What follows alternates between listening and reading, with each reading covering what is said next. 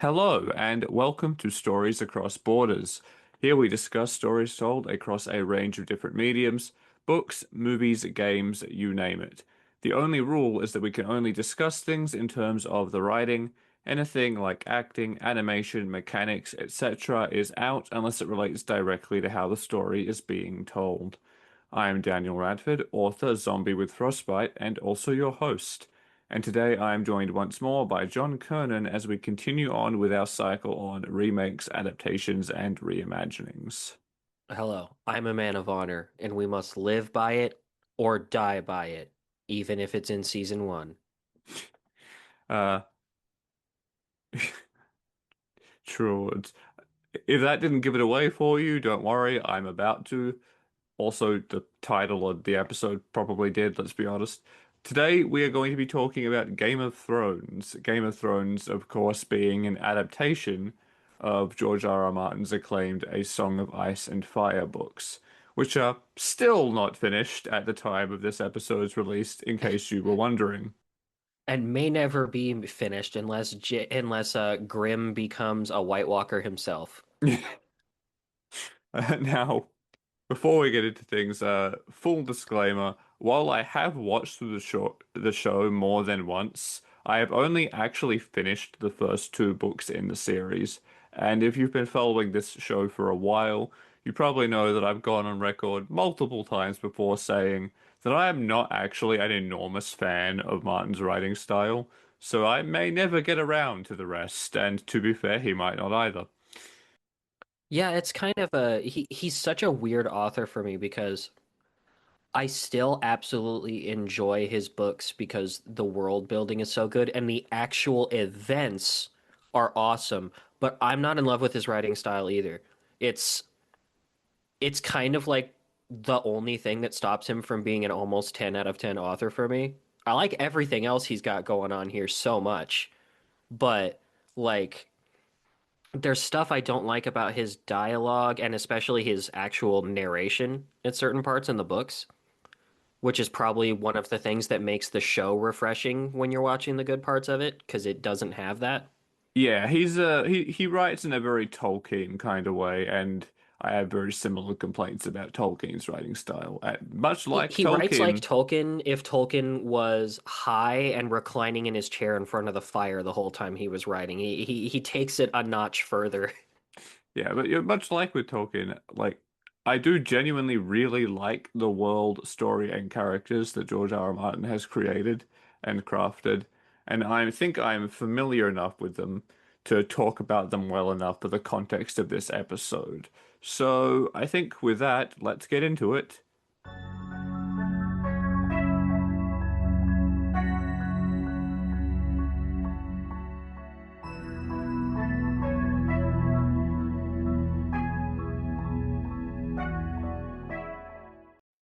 Let me give you a quick little interruption real quick before you move forward. I totally recommend you listen to the audiobooks at some point, not just because it's easier, but besides doing a great job, the narrator is awesome. I love that guy. But he has such strong British old man energy that whenever he voices anybody who's not just an obvious, straightforward British man, some of his voices are so funny, especially when he voices girls and women.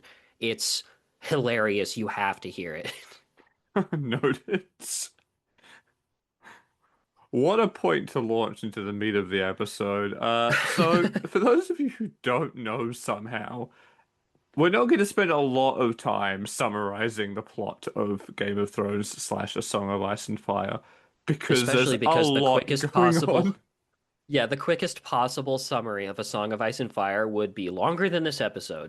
The general gist of it is it is a low low-ish magic fantasy setting where there is a like larger conflict with a supernatural element going for it as well. But the meat of the conflict in the story is very much rooted in the political machinations of the various characters. Yeah, also I can't help but wondering if George R. R. Martin is a fan of Warhammer at all because almost all of the magic we do see in this world is also horribly evil and usually also disgusting. We don't Yeah. see very much in the way of pretty noble magic, that's for sure. Yeah, there's not a lot of good people in Summer of Ice and Fire. It's there are some, but it's a world where being a genuinely honorable good person is very hard to do, and generally is a vulnerability that everyone around you is constantly willing to exploit. At least in the circles of lords and kings and high priests and all this, like people with power. And Yeah, it and is, it's you get a good helping of that from the title too, because for anybody who doesn't take the title seriously enough, it really is that is what the story is about, is a Game of Thrones, which is actually I want to say maybe not verbatim, but that is like an actual term that predates the series. I'm pretty sure that was the way people used to like refer to, the basically the act of politicking back in the day. yeah, I couldn't tell you, honestly. I swear I've heard it before, but either way, like if you're a fan of old phrases, you can kind of tell what it is right away because even now there are a lot of people who call doing politics playing the game. But yeah, basically what happens is the guy who we think is going to be our protagonist, but spoilers for anyone who somehow doesn't know this, isn't, discovers a sort of deeply buried secret about the royal family that is currently in power. He's a very honorable man, so he wants to reveal the truth because it reveals who the next rightful heir should actually be. And he has a lot of pull because he's best friends with the king and widely respected. But we're quickly able to realize that not only is this place fucked up and sneaky all over the place, but also turns out that regardless of any respect, the only thing he has to hold on to is actually being best friends with the king. And then the king dies. And shortly thereafter, he himself is executed by the Queen, who, under no circumstances, wants a situation to unfold where her son is no longer the legitimate heir. So from that point on, everything spirals out of control, all originating from this one singular event I into, really appreciate that, by the way. That's one of my favorite things about Game of Thrones because obviously it's a big deal to us, the audience, to be like, you just beheaded my main character. What? I liked that guy. Everybody liked that guy. And it's like, yeah. And that's why he had to die. And not only did and he didn't just die for shock value, his death is actually the central focal point that causes everything to go haywire, despite all of the people who themselves don't give a shit that he's dead. yeah. So everything spirals out of control from there into this massive interwoven web of all these different people and different factions vying for control of the throne of this particular continent in the world. Some with much more real claims to it than others. You know, we have the exiled queen who's from on another continent raising an army. Some with sort of real claims, and even some who are like, well, I don't want the throne, but fuck y'all, you ain't telling me what to do anymore. Or the brother of the king who is effectively the most direct heir at this point, because of the fact that the king's children aren't actually his own. Shame how things go with him. Before the war started, I would have said he probably would have made a pretty good king, and he kind of goes a little downhill over time. He's not made for war. Kind of. We can get that, and yeah, on top of that, there's also this look all the time. This looming thread of the White Walkers coming down from the north. These like icy zombie guys who don't give a shit about the political struggles, but are just another continuous looming thread, adding extra pressure to some characters who are like, "Okay, guys, can you stop, please, so we can deal with the real problem?" No, okay. Yeah, it's so funny. I really, one of the most fun things about Game of Thrones is that contrast of jumping back and forth because the guy who seems to be our main character before it's made clear that we really, really just don't have a main character, Mr. Jon Snow, who, let me tell you, caused many memes to be thrown into my face as a Jon when that show was on TV. Um, I can't tell you how many people said you know nothing to me. But anyways, he is our POV character and he is a main character, but it almost feels like the purpose of following John is less to follow him and more to have our direct anchor point of what's going on at the wall. Because we get the contrast of listening to all these politics and seeing the Game of Thrones happen while there's something that really should be a lot more important and probably can't be dealt with and unless everybody shuts up and deals with it first together, going on way over here in the background that nobody knows about, and what few people do know about it can't do anything about it because nobody will listen to them ask for help, and they're stuck frozen in the woods on a massive wall of ice with nowhere to go but down. Yeah, it really is an incredible world and story that is very well done in its complexities. But it is interesting to note that whilst the show and books are both, in their own ways, amazing stories, there are definitely differences, and it's more the differences and also to an extent the similarities that are actually the focus of this episode today, not the story itself. Yeah, which way do you prefer for your story to end? Maybe never at all or really badly? Look, I think the final season is not nearly as bad as some people say, but it's definitely a drop in quality, and the ending is unsatisfying. I think it's the drop in quality that gets people more. It's not like it's not the worst thing in the world, but it feels like it to the people who were totally in love with everything that came before and thought it was like some of the best media they'd ever consumed in their entire life. Yeah, and I think we can get into that in more detail for sure, but I do think we might leave that for toward the end because I think that's a good place to close off. So instead, I think maybe actually a good place to start might be talking about the actual changes in the narrative and with the characters, because Yeah. there are some pretty major changes to those two things in the show compared to the book. Hmm.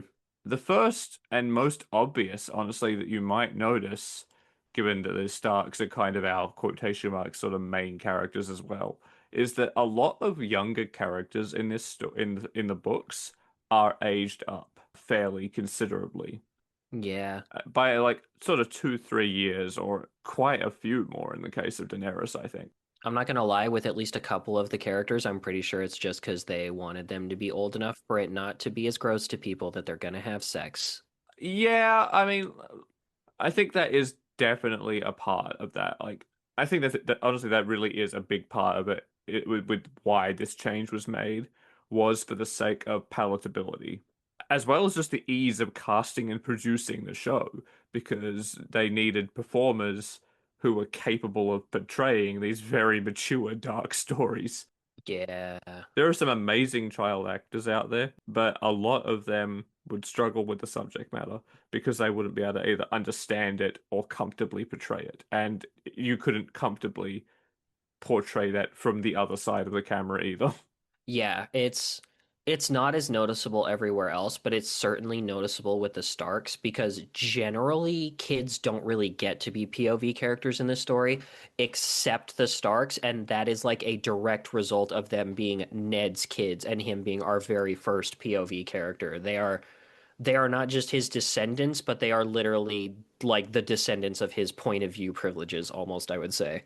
Yeah, and like to be clear, like it's not just that some of the characters get involved in sexual things. No, It is the political side, it is the just the dark, grim nature of so much of the story. It is the things, it is the threats they have to overcome, the things they are threatened with. it's dark. Yeah, They go through some nasty shit. they deal with some really horrific things, and not only is there the issue of casting a actors who are capable of dealing both emotionally and intellectually with that subject matter, it's also a matter of it's one thing to read these things, it's another thing to, as an audience, watch these horrific things happening to very young kids. Yeah, it's much easier to emotionally disconnect yourself from like the trauma part of it while reading a book. Not because the book is any less affecting so much as like humans are hardwired to react to things we see, and it's a lot easier to read that somebody who's young gets hurt or has sex or whatever in a book and be like, well, this is like a medieval era thing. People did all that stuff a lot younger back then. Children were not protected like they are now. Blah, blah, blah, blah. Seeing it happen right in front of you would be another matter entirely. Yeah, there is a lot of very good reasons to make these characters older, especially when transferring this to a visual medium. Like they are still even still like these characters are very young, even in the show to go through the things they go through. It's still Yeah. just as messed up and tragic, but by just bringing them up a couple of years older, it makes it just that little bit more palatable for the audience. And I think that was honestly the main reason behind a lot of this. Yeah. And like, I think for the most part, it's for the better. I definitely think what happens to Bran affects me more with him being a little younger, but I think he might be one of the characters who has aged up less in the show because he still seems like a kid. Yeah, I think he was about the same. Yeah, I think he's about the same. Oh boy, gosh. Spoilers for anyone who doesn't know. Bran is where the tragedy for the kids starts for us. That's if you're watching the show, that's right in episode one. Yeah, he stumbled across something he shouldn't see and is pushed out of the like top of a tower. The plan being to kill him. Instead, he ends up being paraplegic and spends the entirety of the rest of the show unable to actually walk. He gets around that a little bit by developing his like weird time slash body jumping powers, but it's still rough for him. And having those abilities doesn't make his life easier. It gradually strips away his humanity. The world does Bran dirty. The world does Bran real dirty, and by the time he sort of makes a comeback for it and is in a better place, There's not much of him left. there's not much of him left at all. He's not just almost become an entirely different person. He has basically taken on a new identity that has subsumed what little pieces of him are left. Yeah, the people who see him again, who knew him before, find him genuinely off-putting to be around. And he Yeah, can't even really tell or doesn't care anymore because his view is so outside of humanity at this point. but it's nice to have, and both adaptations do that a little different. Unfortunately, we have the show deeming him Brand the Broken, which that's yeah, that's real nice, isn't it? Like the little boy who ended up in a wheelchair has gone through untold trauma. Now that we respect him, let's call him the Broken instead of something like the Reforged or something that's a little more respectful of his struggle. Yeah, says it all Real really nice. about the world. But uh before we get without getting too into the weeds with Bran, changing the ages of certain characters is also not the only way some characters are changed pretty significantly. Some characters are quite different personality-wise in the books and the shows, and those sort of fall into three categories in my mind, right? You have some people who are just much worse in the books, some people who are kind of a little bit better in the books, as far as and a couple of people who are just different in some sort of notable ways. Catelyn feels quite a bit different to me. Oh yeah, we're gonna get into that. As far as characters who are worse people in the books, though, I feel like if you've only watched the show, it might surprise you to know who some of the main ones are. Or other way around, characters who are much better people in the books, for example. So I want to start with some people who are worse in the books because the main one is Tyrion. Tyrion, yeah, no, he's not. He's so powerfully like heroified in the show, which I feel like is because people loved him in the books so much, and that sucks because that's missing the point of why people love him. Well, I don't think he's completely different, right? But he is No, he is definitely a much more heroic character in the show compared to the books, and I think part of the reason might be, yeah, because people really love the character, but also some of it comes back to that palatability, right?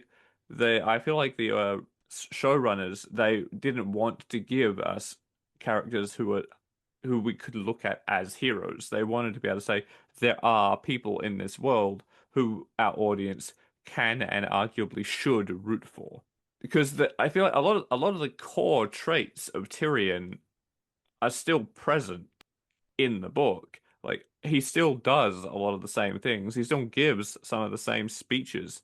To the best of my knowledge, he does still represent one of the better Lannisters as far for giving a shit about the world beyond himself and his own goals.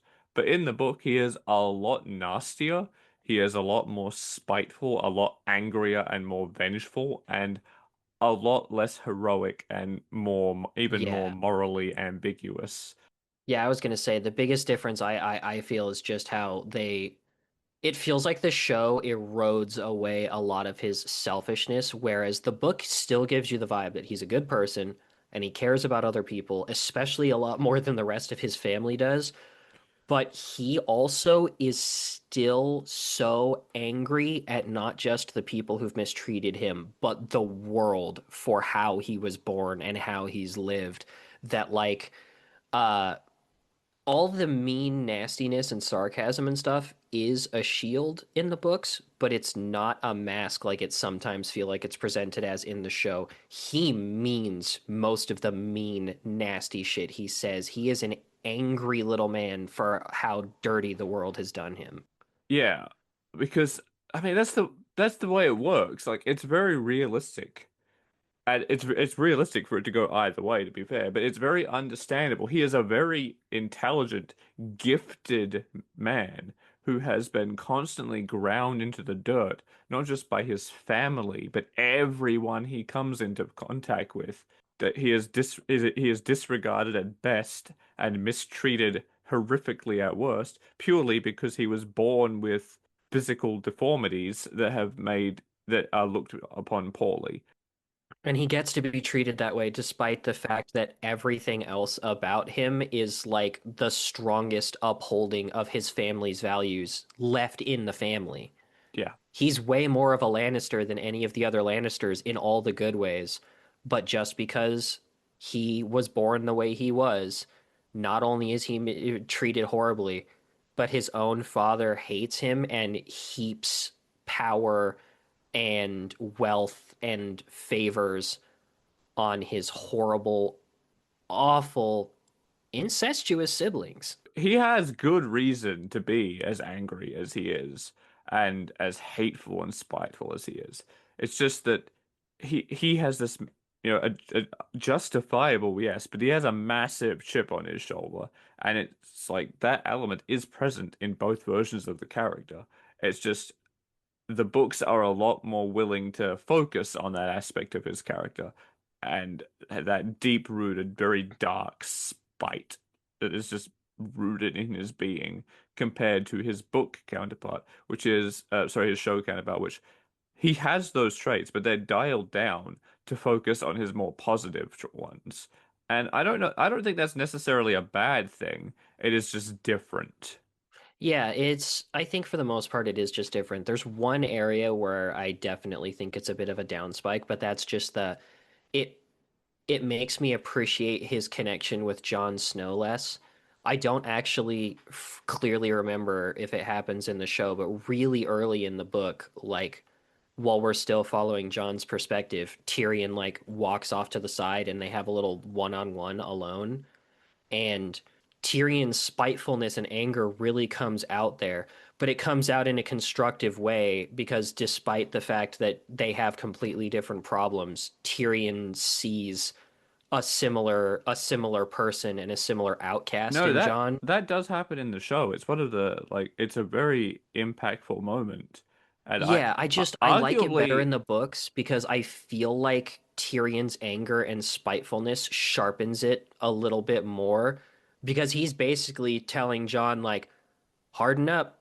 You're in a bad position in the world and you're not doing anything to make it better for yourself. You better start getting ready for everything that's going to come your way, and maybe you should try to be a little bit more selfish. I think that that moment is contextualized different by the shifts in his character. It's That's fair. in the books, it is very much like our problems are different, but the end result is very similar. And the world is going to treat you badly based purely on who you are. So you might as well say fuck the world, let them all burn, and be selfish. Yeah, he's basically telling him, you're a bastard. You'll always be a bastard. And that's all many people will want to see you as. Harden up. Yeah, like the book version is basically saying fuck the world, be selfish, let it all burn. The show version is, I don't want to say optimistic, but it has a more positive bent. It's a message of self-acceptance. It's like I can't remember exactly what he says, but he says never forget who you are because the world won't. And if you wear your identity as armor and are proud of who you are, no one can use it to hurt you. And I To be do, fair, that's exactly what he says in the book. yeah, but the shifts around like the context is different, right? That's Because true, of the changes to absolutely. the character. And I actually like the show's version better, surprisingly, because I think it's a not only, I mean, it's a more positive message, sure, but I think it is a more poignant one. The idea not of they'll never let you forget who you are, so own it and then fuck them. This idea that if you embrace your own identity, no one can use that identity as a weapon against you. They will still mistreat you. They will still seek to hurt you. They will still come after you with the pitchforks and the torches, but they can never turn who you are against you and weaponize that as a tool against you. If you are like, yeah, that's me, and You're right. Yeah, the message is definitely better in the show. I think the only reason I slightly prefer the book version is probably just because I like that even though it has that more negative bent, John still takes the same thing from it. I like him seeing this anger and this spite in this person he only really has a couple things in common with, and he takes the lesson that he's giving him, but kind of mostly turns down the spite. And even though he's kind of put off by it, he likes Tyrion's sense of humor and that he came to talk to him, and like they get on well and kind of form a little friendship, despite the fact that they're not going to see each other again for a really, really long time. Um, and I just like seeing that he gets the angrier, darker, more spiteful version of the lesson, but still takes the positive version of the lesson from it. And is like, yeah, you know what? You're right. Stuff is gonna be tough, and I'm gonna be better. yeah, and then it's not just Tyrion either. Some people like a lesser known character probably, but there's also Small John Umber who I love Small John Umber. in the books dies much earlier on and is a much more heroic figure. He actually dies protecting the Starks in the books during the Red Wedding. It In made the me sad. show, he stabs them in the back and sells them out to the Boltons and lives a lot longer. And that's fascinating because this character is almost like a tacit meta admission that being a shittier person in this world and arguably in general does mean you're more likely to thrive longer. Oh yeah, I mean, look at the Red Wedding itself. Like Mr. Young Man over here, Robert, or what? No, why do I want to call him Robert? Why can't I remember his name? Rob, What's the older brother? Rob. Oh, that's why. That's why I wanted to call him Robert.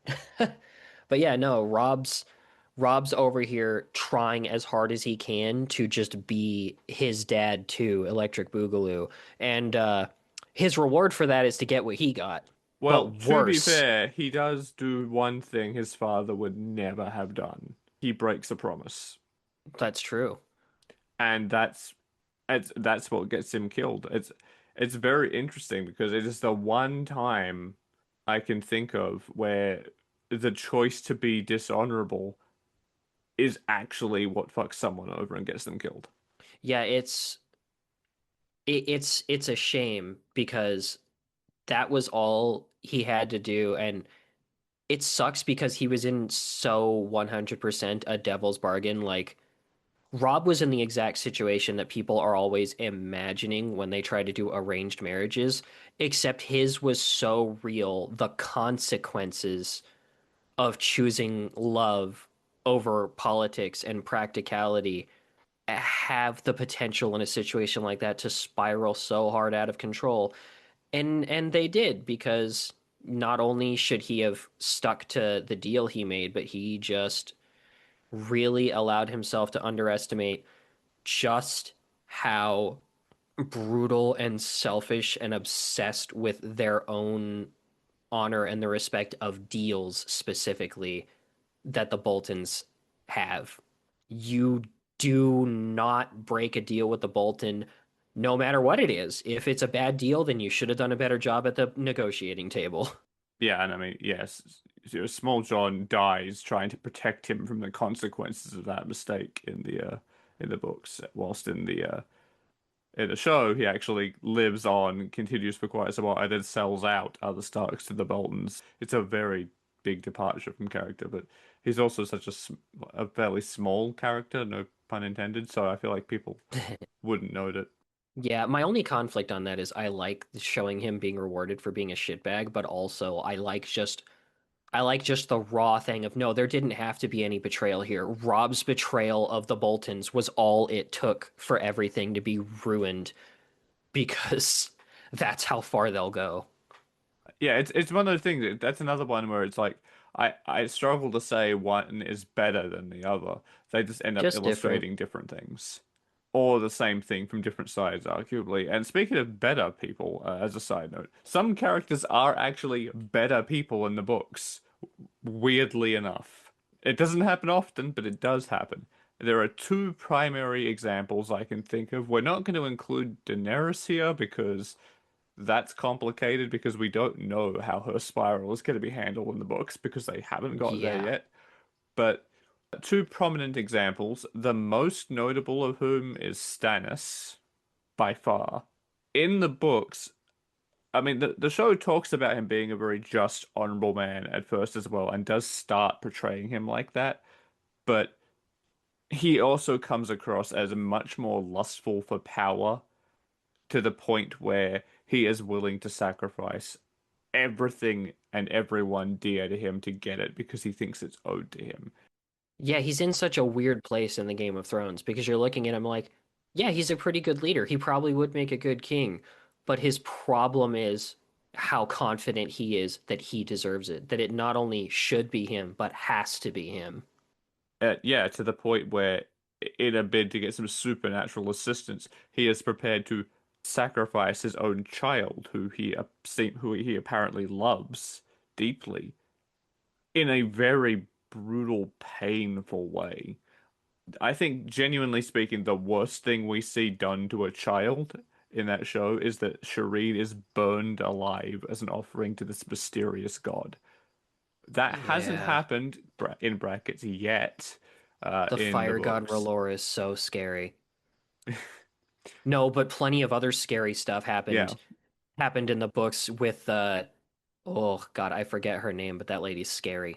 Um, it sounds like Missandre, I think, right? Yeah, Misandry No, is Melisandre, because Missandre is the interpreter. Melisande. Yeah, Melisande. She's terrifying. I hate her and would like her to go away before I get more skeevies because she's spooky. But yeah, Stannis in the books isn't after the throne because of greed or a lust for power or because he feels entitled to it. He is after the throne because he is a very honorable man with a very strong sense of duty, and upon discovering the truth that he is the one who is most entitled to it, it's almost like a burden upon him, where he is like, Yeah. I am duty bound to do this. I don't want to go to war again. Like the first time sucked badly enough, but honor and duty dictates that it is my job to sit on that throne Yeah, and he's not rule. even sure he wants to be king so much as he's like, He's like the laws of succession say I should, and also I think I'm the only one who can do it right at this point that's in the game. Yeah, and he's correct. Joffrey is a monster. Renly has no claim and is not suited to being a king at all. And God knows Cersei isn't any better. So, Oh God. Yeah. You know what? I very much get the feeling that Stannis is actually kind of the one carrying on Ned's mantle, the except with an most, yeah. actual claim to the throne, to the point where if Ned hadn't died, Ned probably would have become Stannis's new right hand and helped his whole campaign go way better. Yeah, book Stannis is wildly different because there's such a even though some of the actions are the same, he hasn't sacrificed Shireen and to not yet, and he may well not because he is so different. Yeah, especially because of how horrified he was with the other rituals she did, like Yeah, the shadow assassin thing. Ugh, but I hated that scene. just that one change of he's not going after the throne because he feels entitled to it. He's going after the throne because he is duty bound to do so and recognizes like I don't necessarily want this, but not only does duty dictate I have to do it, I'm looking at the other people vying for it right now, and they are not dutiful, honorable people. Yeah, no, Book Stannis almost feels like actually, if Ned hadn't died, I could be wrong. It's possible that if Ned hadn't died, Stannis could have been like, I don't know, do you want to do it? Either one of us is fine. Yeah. The other one I think is interesting to note because it's much subtler, I think, is Khal Drogo. Khal Drogo feels very different in the books, although ni in neither one does he have a whole lot of screen time, but still. I mean, he is still part of a culture that is murderous and pillages and does a lot of horrible things. But in the books, he is more well spoken, at least in his own tongue. He is more eloquent, in my opinion. And even if we ignore the grossness with how young Danny is, because that's hard to do, because It's hard ew, to do. It's gross. he treats her much better, and the start to their marriage is a lot healthier and more of an equal partnership. Yeah, they even have that scene early on in the books where I don't know, I don't remember what they do in the show. Maybe I blocked it out, but I just remember him basically kind of looking at her like he's ready to have sex, if I may be gross for a second, and then like he just kind of stares at her and sees that she's uncomfortable and walks away. He's Yeah, like, yeah, he's like, yeah, maybe later. he's a lot more respectful of her as an equal partner in their marriage from the very beginning, whilst in the show, the beginning of their relationship is not at all consensual. There's not an element of consensualness to it. He straight up rapes her, and Yep. their dynamic develops into something healthier over time, but there's always that blight on it because of how it starts. The book, weirdly, if we ignore the fact that in the books she is a literal child, gross, has a kind of a better, healthier start. The where it hits the most different, I think, is really just that the story wants you to believe that Danny does at some point fall in love with Khal Drogo, and that's just easier to believe in the books. And it's easy to believe that there is genuine love both ways in the books. Yeah, In in the show, the respect comes later, but for a sizable chunk of their relationship, it's almost like she's a prized possession. yeah. Whereas the book kind of goes from him being almost gentlemanly to then her becoming interested and more proactive in the relationship, and him going, "Oh, you're strong. I like you." And there is, of course, those are like notable moral shifts. There are other notable shifts that aren't based in morality necessarily, but in how the characters portray, how much screen time they have, how they're focused on. Brienne is a really interesting example. She is a lot more storied and prominent in the show than in the books. That's true. She doesn't really get her time to shine until pretty late in the books, and even then, it doesn't follow her for all that long before we get Jamie's redemption. Yeah, whilst in the show, we follow Brienne herself as a character moving. Like she's never one of the political movers. She's always adjacent to them as a defender or a loyal confidant or someone like that. And I don't think her personality necessarily changes much at all, but the way the No. stories handle her is very different. She's a lot more present and involved in her role in the show from Yeah, the beginning. the book keeps her relegated to what her actual role in like the society is, that she is a champion. It's it's dependent on who she serves at the time or what exactly she's trying to do, but that's she is a champion, much like the Hound and the Mountain. She just so happens to be the only champion we get to see who's not a shitbag and doesn't immediately get wrecked by someone else and die. Very, very often you have both of those traits in a character in Game of Thrones. Yes. And I'm glad they did it because I really like Sho Brienne. She's one of my favorite characters. She's one of the few characters who manages to consistently stay a good, honorable person, but she doesn't die because of it, because she has the strength both of will and of body to uphold those values and not get stomped on. She's one of the few bastions of positivity, of like honor in the show that remain throughout. Yeah, no, she is, and she's such a strong beacon of that and so strong-willed that she overpowers Jamie's dirtbagness and he was having his second thoughts anyways, but she's the reason his redemption happens instead of just being a thought he's having. Like Yeah, she pushes it forward to the point where I'm like, dang, if I kind of I don't necessarily know how much I would have wanted to see them end up together, but like I would want to see them be best friends hanging out for a while because I really like seeing their dynamic. I definitely prefer the idea of whether it's romantic or not, like Jamie staying with Brienne would have felt a lot better than what he does, and which may be different in the books when we get to it. But in the show, he eventually he can't help himself. He runs back to Cersei. He leaves Brienne heartbroken and chooses his incestuous relationship with his power-hungry, messed up sister. Even though by that point all he's choosing is to die with her, which is even worse. And it's such a massive walk back on all of that character development for no real payoff narratively. I wasn't even watching the show, and I was so mad when I heard that happened because that wasn't that long after I got to Jamie's like redemption more or less in the books, and he had become one of my favorite characters.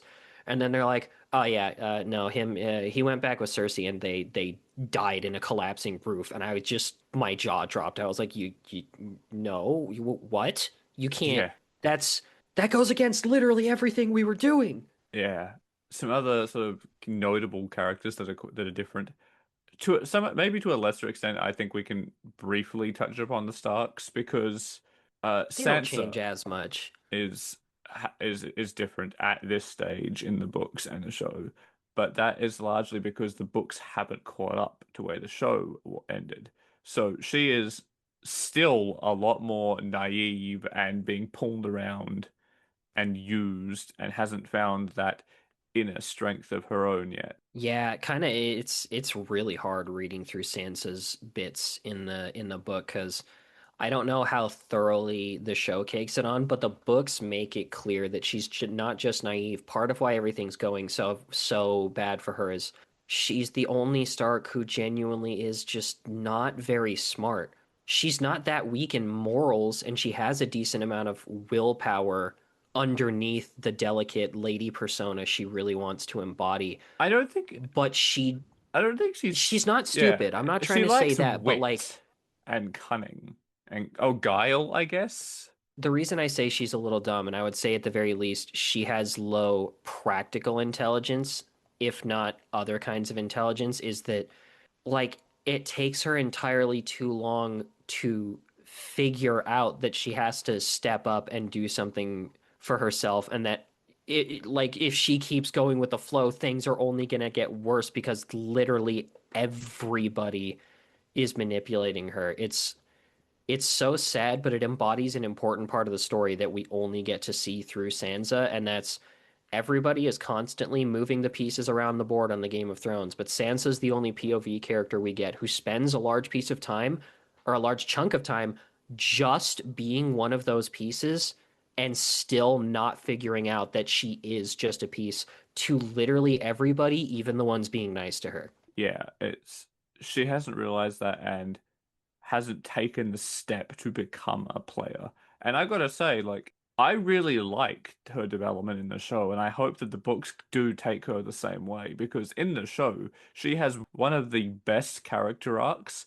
There's a reasonable argument to say the best even out of any of the prominent characters because she goes from this naive child who is horrifically mistreated and is just a piece on the board for everyone else manipulating her to being a powerful ruler in her own right, who is all of the best parts of Cersei, but none of the worst. Yeah, and I would also say the best parts of her mom too. Oh yeah, for sure. Because Catelyn had some strong virtues before she She is, yeah, she has her mother's like strength of will and virtue, and the cunning and even a little bit of ruthlessness that Cersei had. Because weirdly, Cersei was a mentor figure to her as one of the people manipulating her as a piece.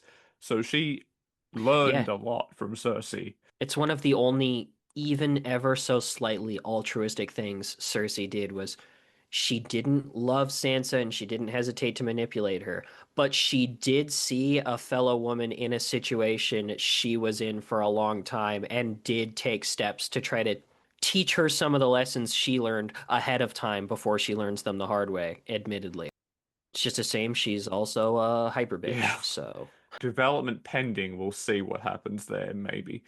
Arya has begun moving into her growth a lot more in the books compared to Sansa. Arya's mostly there. She's become like I I don't remember if she gets a title, but I almost want to call her in the books Arya the Grey because her character arc is like learning not to hold on to her identity so much, and she gets so much power from that Yeah, that like in the books she's probably my favorite character at the moment by the time we get to the end of the books. Um I heard the show kind of glorifies her a little bit too much near the end. yeah. They start treating her, even though it's weird. There's like this incongruence between who she is as a person and the methods she undertakes and things like that. The way she has learned to be strong and the way the show puts her into the position of hero. There's like this weird, it doesn't quite line Oh up. yeah. They shine the light on her the same way they do John, and they're very different people. It's not like consistent. There are like when she's not interacting with the main plot, when she is doing her own personal arc, you see more of it, but it's a bit rushed. They don't spend as much time to develop her. Whereas in the book, she has a lot more time to develop into this role and it's a lot more willing to embrace the moral ambiguity of her methods. Because the reality is, and I think some of this does come from the fact that she is younger in the books as well, to defend herself and be dangerous, she doesn't have the political power that her sister and Rob could wield, or that a lot of the other players can wield, because she's had to give all of that up, all of that identity up to stay alive. She doesn't have the physical strength that any of the warrior men have or that Brienne has. So what is left to her is to become not only just ruthless, but sneaky and dark and basically an assassin because attacking from the shadows before people know they are in a fight is how she survives. Yeah, I really love, I don't know if they do it differently in the show, but I do love her entire relationship with the Hound and everything, Yeah, and her how that that is still on the show. develops. It's one of the highlights is her relationship with the Hound because he is such a good mentor I figure really for love her. that because they never try to tell us he's any less of an asshole or a piece of shit than he is. He is, but he's also exactly who she needs around and exactly what she needs to learn from at that time to By the survive. end of their time together, like when they meet up again later on, they have developed respect for each other that is genuine. And they part on very good terms. And it's a very good character growth and a very satisfying arc. The thing I'm hoping the most for Arya that hasn't happened in the book yet is I just want to see her. and John meet up again, and I want him to be the one thing that kind of makes her hold on a little bit to herself as Arya is just like, that I just want to see their reunion fill her with a little spark of joy that just makes her his little sister again for a second before it's like back to Yeah, I business. mean the show she holds on to her identity a lot more strongly. Fair. She never truly embraces the idea of being nobody. And the other thing is that the show makes her a lot more of like the crazy agile, nimble. Yeah. She She stops being an assassin and starts being an Assassin's Creed. Yes, exactly. Rob is also like less mature than his in the book than his screen counterpart. Like it's not major differences with him, but he's a lot more. He is also younger and therefore a lot less matured into the leader figure we see him as briefly. Some other interesting changes I think come from Dawn in particular with Dawn's leadership, because I mean Oberon is basically the same guy, but Doran, the actual like quotation marks king of Dawn, in the show, he's not necessarily cowardly, but he's he's a weak leader. So he doesn't command respect. He's not taking any action, and he is viewed by the other people in a political circle as kind of just an obstacle and is removed because of that. Whereas in the books, he's not passive. He is very shrewd and cunning. Yeah, in the show makes it feel like he's not doing anything because he can't and he's ineffectual. And the book makes it feel more like, no, he's just scheming, and the reason he's not more involved is because he doesn't think he should be at this He moment. is waiting for the moment to do what he thinks is best for Dornia. Weirdly, though, Much like what's Ilaria, the flower family's name? the Tyrells, yeah. The Tyrells. Yeah, he's him and the Tyrells have a lot in Yeah. common. Weirdly though, like I mean the Tyrells are always behind the scenes doing something. They are a lot more active, but they're also a lot more in the thick of it. But Ilaria, who I believe was Oberon's wife, in the is kind of the reverse, right? In the show, she is responsible largely for Doran's assassination and kind of seizes control of Dorne from him and starts making plans with Daenerys and things like that, which never really plays out into anything because she sort of just blindly throws everything away for vengeance and never achieves anything because of it.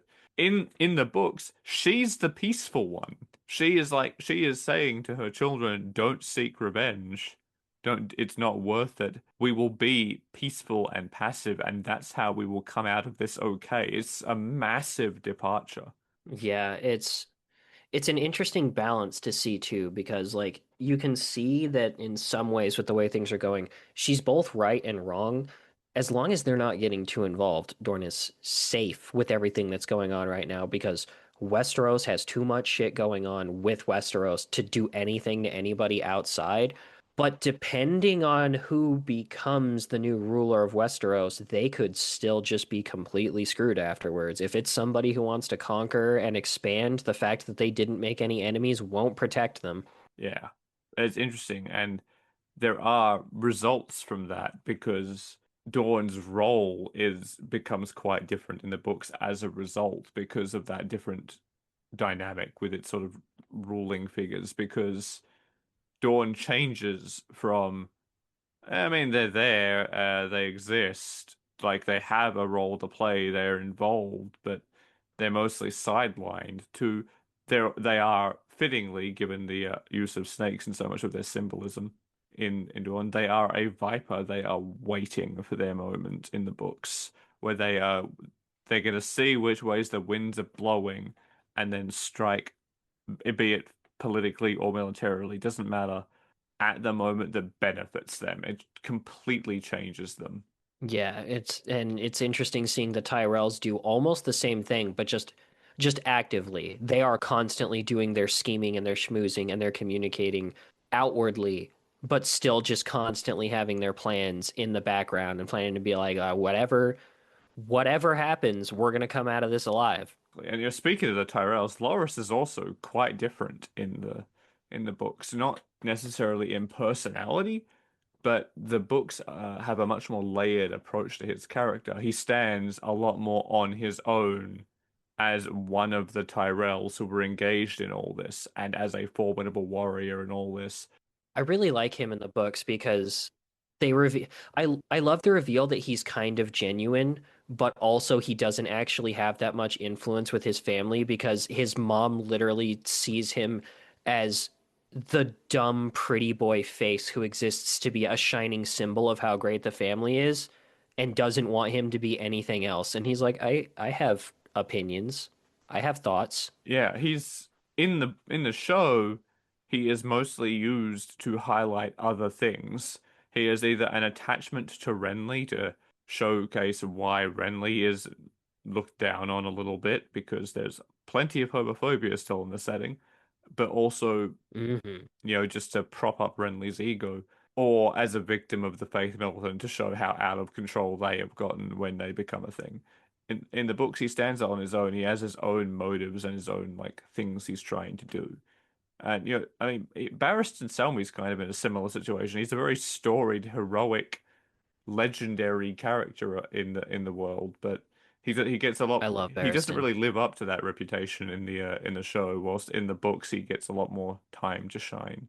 The books, it's funny because it feels like the books actually completely flip on its head. The books spend a long time being like, wow, look at how old and ineffectual this guy is. He used to be somebody, he used to matter. And then when he decides to step up and get involved again because he's sick of all the bullshit that's going on, you're like, oh, okay, old man, go off. Yeah. What? Of course, it's not just characters like these either that things have changed. There's definitely some changes in the overarching story, which it like to be clear, the story, the overall story is pretty much the same between the two, which is one of the reasons I think we shouldn't be too hard on the rather unsatisfying ending the show had, because whilst there are definitely differences, the story was still based on notes left by George R. R. Martin. So I wouldn't get your hopes up for a massively different ending unless he changes it based on the criticism he's heard. Yeah, I was gonna say, in a way, this is convenient for him because the show can be his shield. If it's his room to try to decide what changes he should make and what he should do different. And if there's anything anyone brings up when the books finally come out, he can be like, "Well, at least I didn't do what the show did. Oh Yeah, man, I can't believe how much they botched the ending of my story." yeah, yeah. So there is definitely that, but I mean, we've talked about how Dawn is different. There's a lot, how that they have a lot more political complexity. We don't need to go back into that. We've touched on as well, like a lot of character arcs are more prolonged and developed in the books because they're given more time to explore, like Jaime, Sansa, Daenerys, Arya, all of them. I think the one major plot change I want to really address before we move into the like final stretch is Lady Stoneheart. I think we can't talk about the differences between the books and the show without touching upon Lady Stoneheart. Yeah, especially because the book gets like part way through that, but like I think she hasn't been Lady Stoneheart for very long in the books where we leave off. In the books, Catelyn Stark does not stay dead. She is essentially resurrected by Beric Dondarrion through some Lord of Light fire magic sorcery fuckery, where he gives Yeah, his and life in exchange for bringing her back. But because it's been 3 days since she died, it doesn't go as smoothly as his own resurrections by his own priest have been. why not just that either? We're made it clear there's actually a lot of problems with this process because for one, even when it was happening with Barrick, it was clear every single time he's resurrected, he's a little bit less Yeah, himself. He starts losing his memories, some of his personality quirks start changing. So, for one thing, he's already doing the ritual with an incomplete soul because he's already not complete anymore. yeah.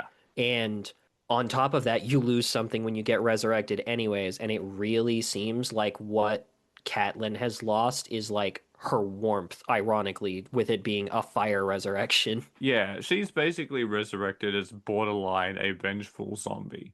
And in exchange for her, like this edition of the crazed, violent, get the Lannisters and the Boltons and the phrase Catelyn zombie, we also lose Beric, which means compared to the show, he is not around to be a prominent figure in assisting Jon with the White Walkers and being a part of Sandor the Hound's kind of redemption arc. So that's going to play out at least a little bit differently in how that all happens because he's not in the books anymore. He gave his life for Lady Stoneheart to exist. I'm going to be real with you. I don't really like that they brought Catelyn back. I didn't either, especially because it didn't seem like there was much to do I with it. don't, it just feels like unnecessary bloat to me. I don't think her coming back as this vengeful entity adds anything to the story that isn't already present and better handled with other characters. And conversely, I don't think losing out on the version of Beric we have in the show is worth it. No, especially because I really like where they were going with Beric before that in the books. It was really interesting seeing him still seeing this weird balance of him still being this like pillar of honor and still having his good, strong morals and wanting to make the world a better place, but also simultaneously losing himself and as a result of what he is, owing total allegiance to this force that's becoming more and more mysterious and creepy and uncomfortable to us, the audience, over time. The show hints at a lot of that because like he's obviously a lot more grim and worn down and things like that. But the books, if they had kept him around and followed the show's route with him, could have had something really interesting to explore there with this idea of him being less and less and less of himself, losing more of who he is, losing that honor and having that eroded away every time he's come back to fulfill this grand purpose the Lord of Light has for him. And it would have been a fantastic point of comparison to show us the road John is on if this happens to him again. Yeah. Because John comes back and he's a bit more tired, I guess, a little less focused on upholding his duty to the watch, but he doesn't change that much at all, really. So showing, having Beric around more to show what could happen to John, that he can't keep coming back and stay him, would have been a good thing to have in the story. And you can argue that Catelyn does the same thing, but she doesn't really because there's all those other reasons why her resurrection went wrong in the first place, and because she adds so little to the narrative anyway. I think Plus, we could have still had Beric sacrifice himself later, but him sacrificing himself for John would be a lot more meaningful and probably effective, literally effective too, since John would have already been going yeah, through all this. losing Beric for Stoneheart isn't worth it because yeah, having John come back and be a little bit broken because of the methodology of the sacrifice would have been better. It cuts out repetition, it cuts out narrative bloat. I don't know why she's in there. Maybe something I hear later or read later will change my mind, but I'm not a fan of Blaney Stoneheart, and I think one of the best changes the show made was not including her. Also, man, I gotta say, I don't, it's one of the parts I haven't seen in the show. I don't know how much time the show spends in like the frozen north with John when he's beyond the wall, but the book spends Quite a quite a lot, while on quite a it. lot. He spends a lot of time with the wildlings. It's so perfectly framed, especially after everything is done, for me to be so mad when John gets betrayed and Caesared, because, and by Caesared I mean chopped up into a salad, of course, et tu Brute. Anyways, that part made me so mad, but in a good way, not in a bad writing way. It just made me, it was perfectly framed for me to be like, are you kidding me? Like, we've just made a little bit of progress, and this man has done so much. This is like the most tired and haggard he's ever been or ever will be in his life. And this is the moment everybody's like, nah, you know what? Don't trust you. You think you're bad for us. You got to Yeah, go. like he has done more for the security of the realm by finally fixing things with the wildlings than anyone has done in centuries. And they kill him for it out of prejudice. It's crazy. It's so crazy. Literally just because they're like, man, you're getting so uppity. Why are you being so bossy and taking charge of everything? And how come this is all happening to you right after we lose our actual leader? You're not our leader. Die. And it's like, what is wrong with you people? He was your brother. He treated you all more like brothers than anyone else, even when he got bossy. And then you remember, oh yeah, right. Most of the people who were sent to the wall were not sent there because they're good people. Oh, right. You usually end up at the wall by being a criminal or a monster. The people who end up there by choice because they're wanting to make a difference are very few and far between. And poor Sam didn't wasn't really able to do much. Yeah, God, I love Sam. I I hope the show does him well The show because does like him I fantastically. like He's great. good because I like the book's really slow burn with Sam because he sucks for a while. It takes time for him to get better. But yeah, so just to summarize, I guess, the reasons why the changes were made again. So some changes we have established they were probably done for the sake of palatability of the audience and just the ease of making the show. Primarily, that's in the case of aging up various characters, but it's also reasons why certain characters like Tyrion, who is so prominent, feel more heroic. Why Rob feels more Hmm. like his father as a fully fledged heroic kind of leader. They're just elements of the story that are easier to portray with older characters, easier for the audience to swallow, or that give the audience a character to root for. It's not necessarily better or worse, it's just choices that were made for a purpose. And that's one of the things that makes it weird to me that some of the changes seem to have been made for the complete opposite reason to add shock value and smut to lead into the books and the show's reputations. Like Drogo, for example, being much more brutal with his relationship with Daenerys and just in gen and like not as well spoken, just a more stereotypical character, I guess. Yeah, it feels almost a little bit fetishy. Yeah, the whole thing with Stannis being so much more power hungry feels like they were like, well, we're going to lean into the show's reputation with these characters. And it does come off a little bit weird to me because I think having them as better people, well, better in Drogo's kind of weird way, better in some ways, worse in others, looking at Danny. But Stannis burning Shireen is definitely the most notable offender, and I'm gonna be very curious to see if they try and find a way to go that route in the book still, because it's gonna be a lot harder to get Stannis in the books there than it was the version of him we see in the show. Honestly, the biggest reason for a lot of the changes the show made compared to the books is probably just time. Every one of the books is a long book, and every one contains a lot of narrative complexity, numerous characters, so many characters, and crazy amounts of history and lore to that world. To convert a story of that size to the screen, so much had to be cut for that to even be possible. Yeah, to compare it to Tolkien again, it's a similar undertaking in adaptation where it's like, even if you have the best adaptation possible, look how much there is here to adapt. Even as a point of comparison, there's so much more in the A Song of Ice and Fire. There is, depending how you look at it, 3 to 5 books in the world of Lord of the Rings, and Yeah. one of them is a relatively short textbook. One of them is a comparatively short original story, and then there's the 3 books for the Lord of the Rings trilogy. Yeah, and they also only get progressively longer fellowships, like kind of long. Yeah. Meanwhile, A Song of Ice and Fire's first book, Game of Thrones, which is where the show's title comes from, is already very long. And there's 7 of these books that keep getting longer. And they're not even done yet. So the reality is that to adapt that much content, it's just not possible. Some narrative bloat had to be cut out. Some characters had to be changed and have their roles reduced or their complexity reduced because it's just not possible to give that much screen time to all of these different interesting characters.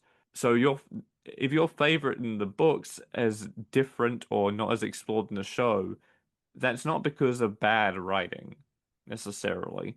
That is because it just wasn't feasible. And the role they played in the overarching plot wasn't big enough to justify giving them that much presence. And again, like Stoneheart being cut was one of the best was the best decision they made because not only did it tighten up the narrative, it didn't add yet another crazy centralized figure into the mix. There wasn't room for it because of how little she adds to the overarching narrative. Yeah, she didn't add that much when she was alive.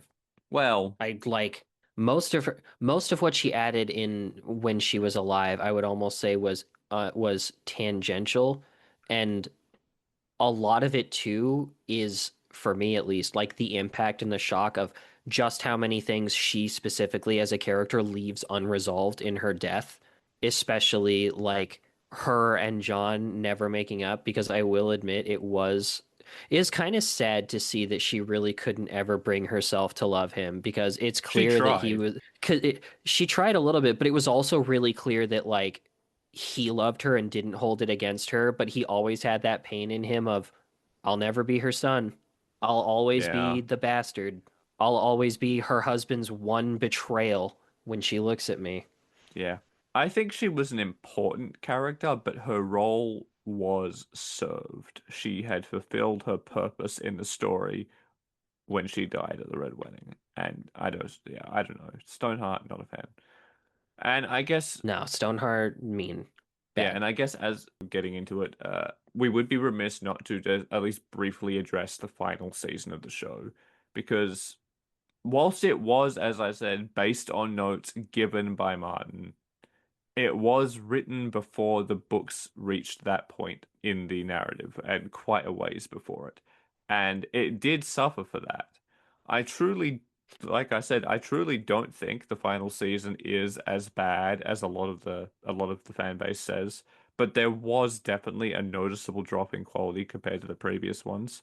But they were going off Martin's notes, which means any major changes to the way things play out in the end is, like we've said already, liable to be in response to criticism than any deviation on the part of the showrunners, at least in my opinion. Yeah, no, most of where the final season hurts isn't even in drop in writing quality as so much as just a few specific really hard-hitting betrayals of expectations and where things are going, which is a matter of writing quality, I should say.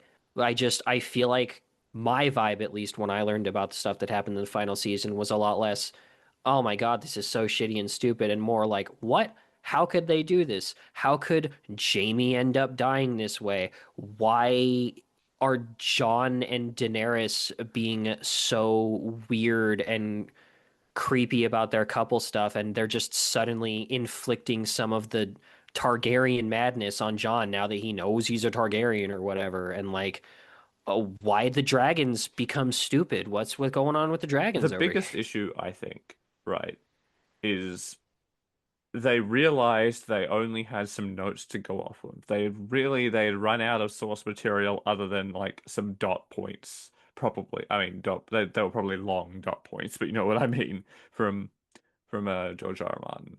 And that's why they went, okay, we're going to do a fairly short season. We're going to tie up everything we've got here. And the reality is they actually needed a lot more time to properly let things play out. There were too many loose ends to Yeah. make a bow out of. And the other thing is simply that the story had become obsessed with its reputation of always subverting audience expectations.